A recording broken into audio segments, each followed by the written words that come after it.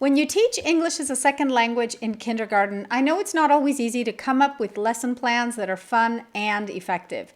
Usually one outweighs the other, but in this video, I'm going to give you some tips so you can create lesson plans that are not only going to give you lots of fun and learning, they're also going to help you with behavior. When we're creating lesson plans for kindergarten, we often fall into a trap.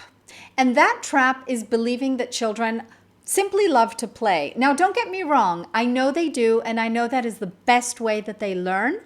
But if we rely only on games, then we could have a problem. And we tend to do the same things over and over again. And eventually what's going to happen is that the kids are going to burn out. And when they stop paying attention, your class becomes very chaotic. You know what I'm talking about, right? If this resonates with you, drop a heart down in the comments below. Okay, the first tip I'm going to give you before we even start talking about lesson planning is take a look at your seating arrangement. If you have kids of different ages in your classroom, make sure to sit the older children next to the younger children, because when we do that, we not only get a lot of learning, older kids helping the little ones, then the little ones looking up to the older ones, but we also get better behavior. Look at your whole class and then visually divide them into subgroups. Why are subgroups necessary? Well, working with a large classroom, that is going to make you look like a crazy woman or crazy man running around the room like a chicken without a head, trying to help everyone at the same time. And you know better than I, you're not going to get a lot of good work done. So don't do that. Concentrate on one group at a time. Now, what do you do with the others while you're working with one group?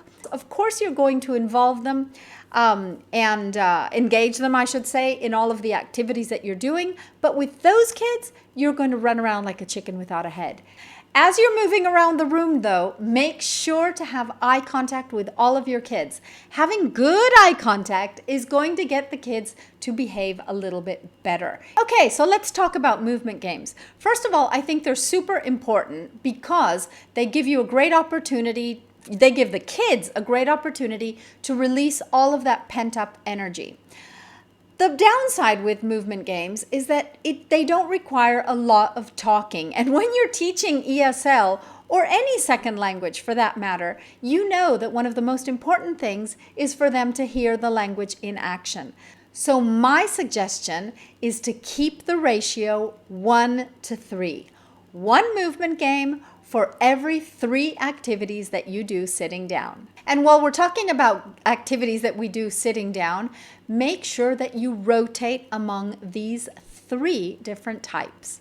First of all, you want to do activities where children do something with their hands. The second type of activity you want to do sitting down is give them something to do with their ears. So make sure they listen to something. The third thing you want to do is some type of game.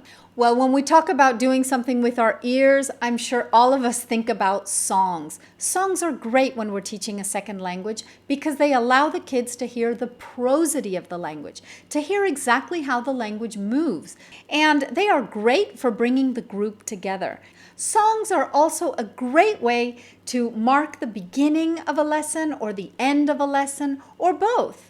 But the main thing is that the song has meaning for the kids.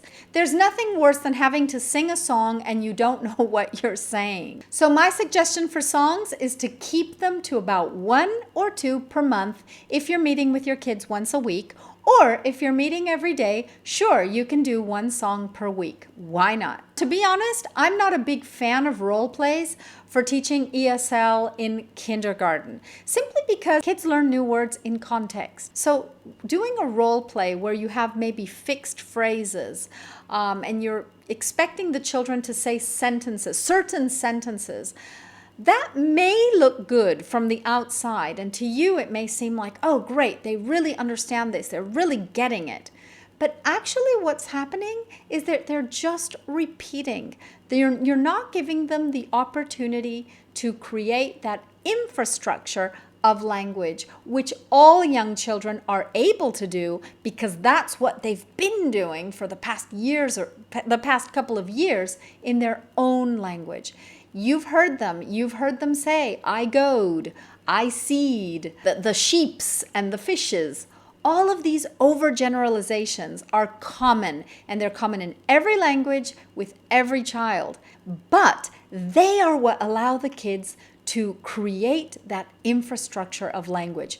And by infrastructure, I'm talking real grammar. Here in Italy, we're all feeling the excitement of the holiday season, especially the kids. So if you need some tips on behavior management, make sure to check out this video. And if you want to know more about how I view teaching ESL, then you can't go wrong with this one. Thanks for watching, and I'll see you next time.